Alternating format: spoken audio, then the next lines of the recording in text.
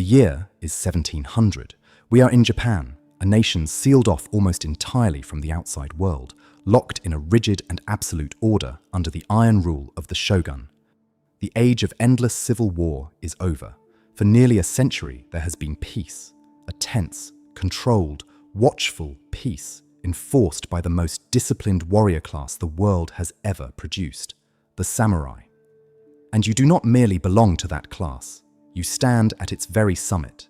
You are a daimyo, a great feudal lord, master of an entire province, commander of hundreds of samurai sworn to die at your word, ruler over tens of thousands of peasants whose lives are yours to shape or to end. You are the absolute elite of a nation built on honor, hierarchy, and the sword.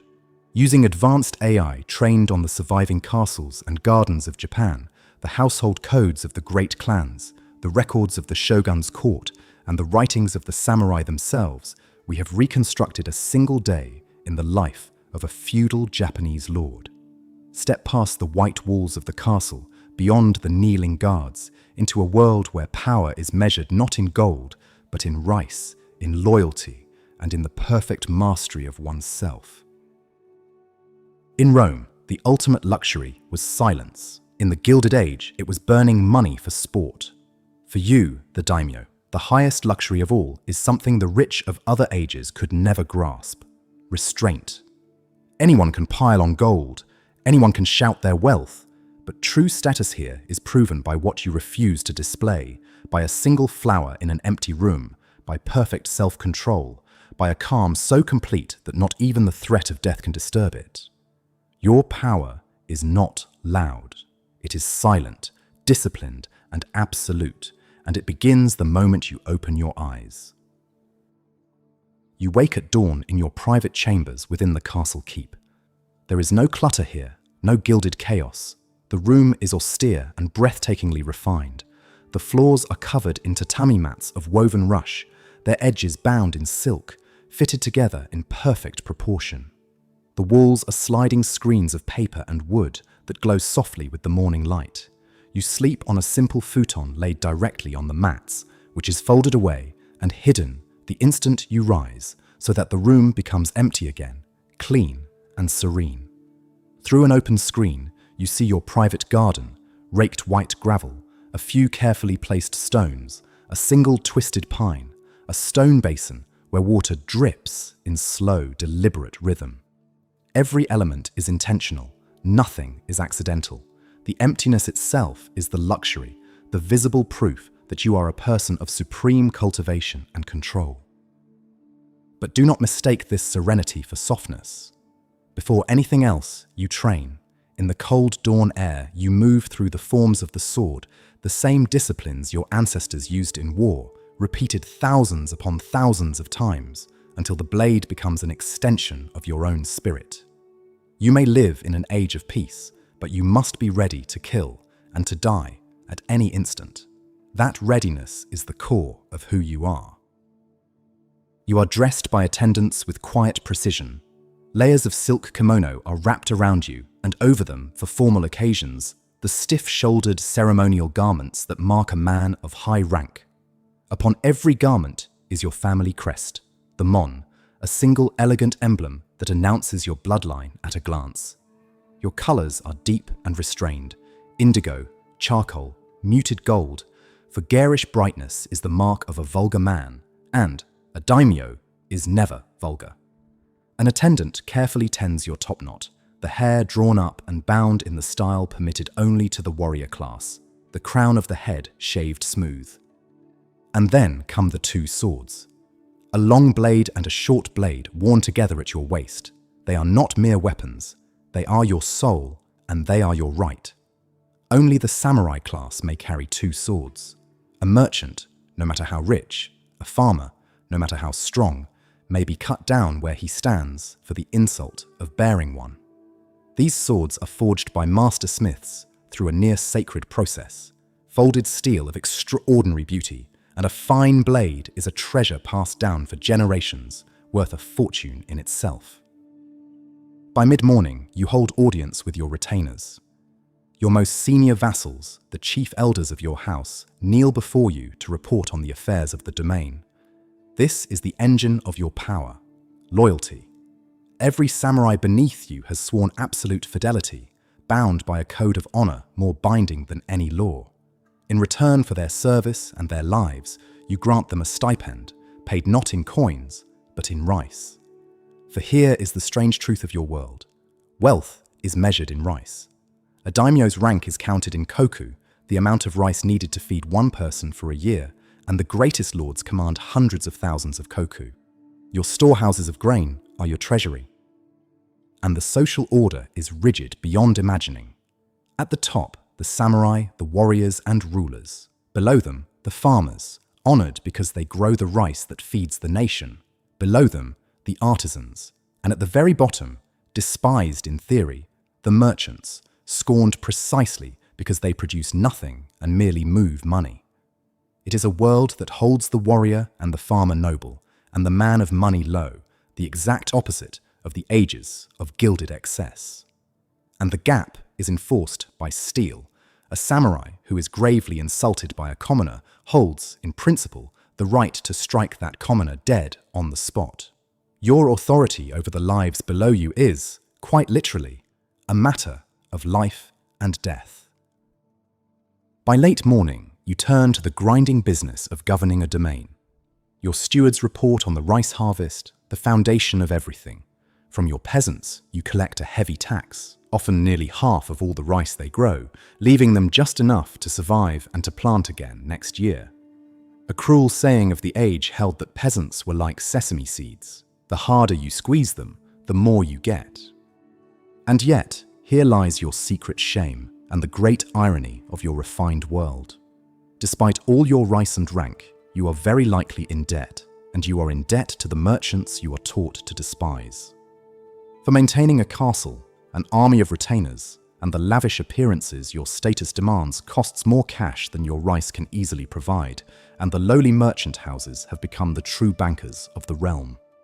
The warrior bows to no man, and yet quietly, behind closed screens, he borrows from the very class he holds beneath his feet. But the heaviest burden of all comes from the shogun himself, and it is a masterpiece of control.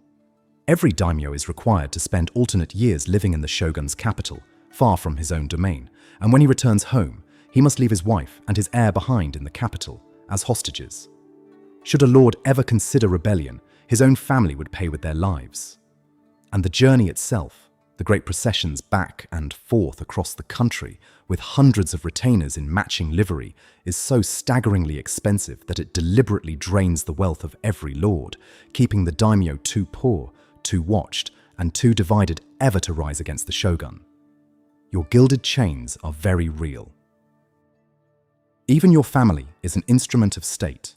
Marriages between great houses must be approved by the shogun himself, and they are arranged for alliance and stability, never for love. Your heir is precious beyond measure, for if your bloodline fails, your house, your name, and your domain could all be dissolved at the shogun's word. To prevent this, a lord without a suitable son may formally adopt one, often marrying a promising young man to a daughter and making him the heir, so that the family line and its rice and its honor continue unbroken into the next generation. In the afternoon, you go out, and even your leisure is an expression of disciplined grace.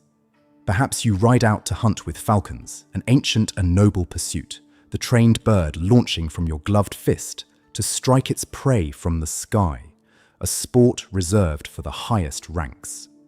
Or you travel in formal procession through your castle town. As your party passes, the common people drop instantly to their knees and press their foreheads to the ground, forbidden even to look upon you as you go by. Your power needs no shouting. The bowed backs of an entire town announce it in perfect silence. And now comes the climax of the day, and it is unlike any feast in any other age. For where the lords of Rome and the tycoons of New York proved their greatness through mountains of food and rivers of wine, you prove yours through a single, perfect bowl of tea. You enter the tea house, a tiny, deliberately humble room, sometimes so small that even a great lord must stoop and crawl through a low door, leaving his swords and his rank outside. Inside, there is almost nothing. A single hanging scroll, a single flower in a simple vase, the soft sound of water beginning to boil over charcoal. This is the tea ceremony, and it is the supreme art of your civilization. Every movement, the folding of the cloth, the scooping of the powdered green tea, the precise turn of the bowl, is choreographed to perfection and performed in serene, meditative silence. And here is the staggering secret of restraint as power. The humble objects used in this ceremony, a tea caddy, a bamboo scoop, an old, rough, asymmetrical tea bowl, can be worth more than a castle. Famous tea utensils were prized above gold, given as the highest of all rewards, and lords were known to covet a single legendary tea vessel more than an entire province of land. To the untrained eye, it is a plain cup of tea in a bare little room.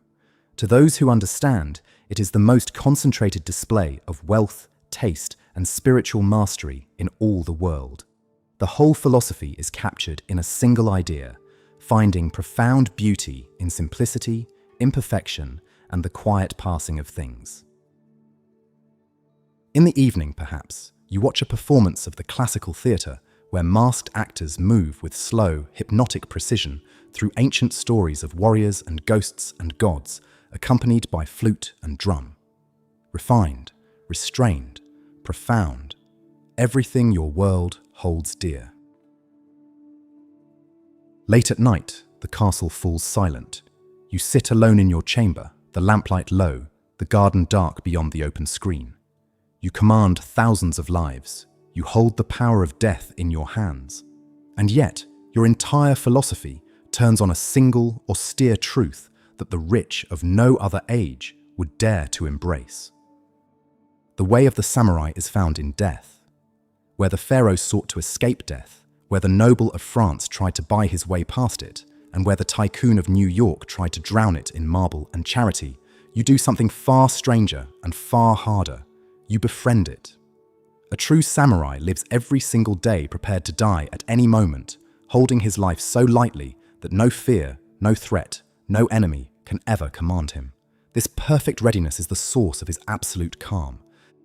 And when honor demands it, a samurai may be called upon to take his own life through ritual suicide, a final agonizing act of supreme self-control, choosing the exact manner and moment of his own death to preserve his honor and that of his house. It is considered the ultimate expression of mastery over oneself. And in his final moments, a man of culture composes a death poem, a few perfect lines capturing the fleeting beauty of a life about to end, written calmly even at the very edge of oblivion. Where every other elite weaponized death for spectacle, you transform your own death into the final, flawless work of art. You will be honored at your family temple, granted a sacred name for the afterlife, and venerated by your descendants for generations, your spirit forever woven into the unbroken line of your house. That was the life of a Japanese feudal lord in 1700. A life of absolute power expressed through absolute discipline, where the highest luxury was an empty room, the greatest treasure, a plain clay bowl, and the final triumph was a perfect death. They ruled not by shouting their wealth, but by mastering themselves so completely that the entire world bowed before their stillness.